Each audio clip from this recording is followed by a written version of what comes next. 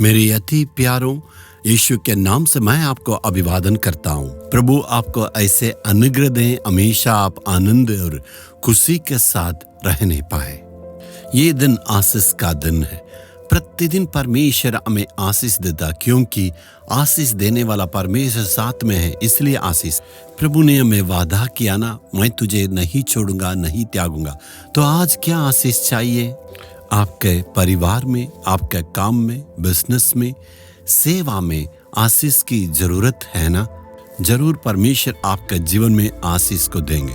आशीष तो मिलता है, लेकिन जीवन में ठहरता नहीं, चले जाता, कहते हैं ना। काम मिलता है, निकल जाता है। पैसा आमदनी तो आते हैं, जैसे आता वैसे ही निकल जाता। एक बिजनेस है और ठहरता, लेकिन उसमें सफलता नहीं मिलता है। कुछ ही दिन, कुछ ही महीना ऐसे ठहरता, हमेशा ठहरता नहीं है। तो इसलिए एक रास्ता तो है।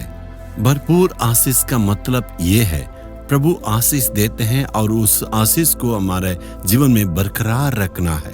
आशीष की बरकत के लिए प्रभु का वचन हमें सलाह देता है।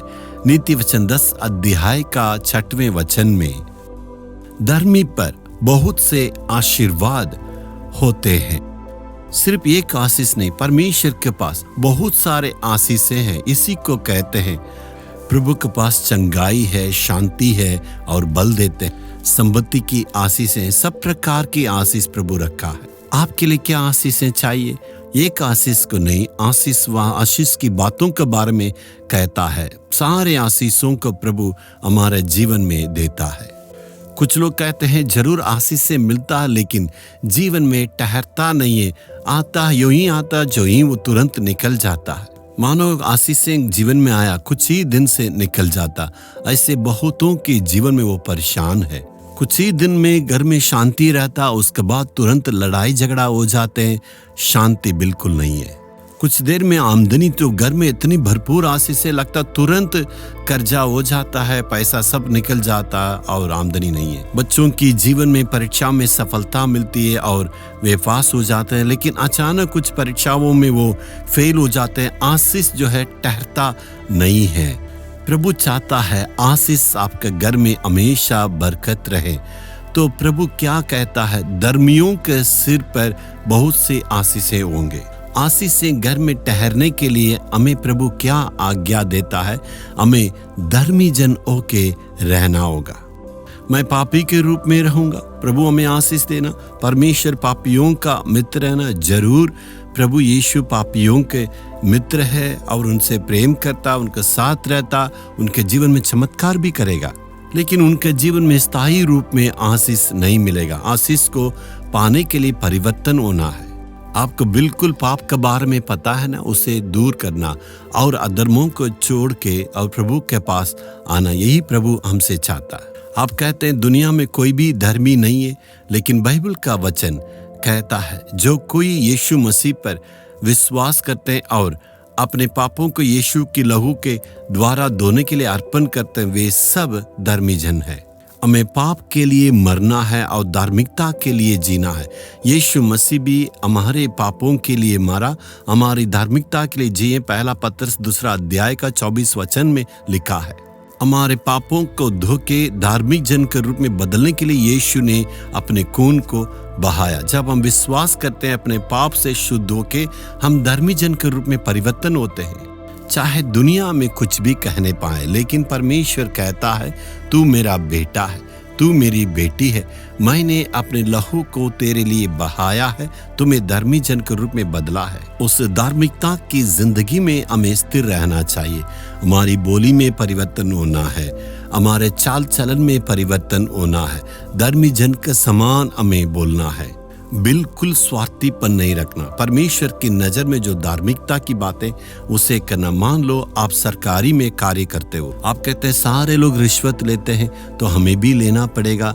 प्रभु का वचन क्या कहता है? जो कुछ हमें मिला है उसमें संतुष्टि के साथ रहना है। प्रभु का वचन कहता है घूस लेना पाप है। इसका मतलब मैं भी कहूँगा मैं प्रभु का जन हूँ, मैं धार्मिकता के साथ जीऊँगा, तो इसका मतलब उससे परमेश्वर प्रसन्न होगा। यदि सबका समान आप भी जिएंगे, आशीष वहाँ ठहरेगा नहीं। सबके समान जैसे आशीष से आएगा उसी गति में निकल जाएगा। यदि आप बिजनेस करते हैं, अन्याय से काम नहीं करना है। ज़्यादा लाभ के लिए आप बिजनेस को नहीं करना है। आपको अन्याय के रूप में कमाने के लिए इस बिजनेस को आपके लिए प्रभु ने नहीं दिया। लोगों की जिंदगी में आशीष को देना है, लेकिन साथ ही साथ आपके बिजनेस में आप नुकसान नहीं देखना है। किसी भी वस्तु में मिलावट नहीं करना। शुद्ध सामान मिलना, बाजार में मिलना बहुत ही तकलीफ हो गया। इसका मतलब हमें मिलावट के साथ काम नहीं करना है। सारे लोग हेरा फेरी करते हैं, मिलावट करते हैं, तो उनका सामान हमें नहीं रहना। हम परमेश्वर के लोग हैं, इसलिए पूरी धार्मिकता के साथ हमें चलने के लिए कोशिश करना है।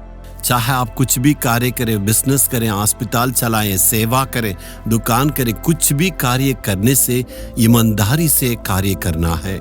परमेश्वर जैसे कहता है वैसे उसी धार्मिकता में चलने के द्वारा परमेश्वर जरूर आशीष देगा। उसका मतलब उस आशीषों को कोई भी मनुष्य आपका जिंदगी से छीन नहीं सकता है।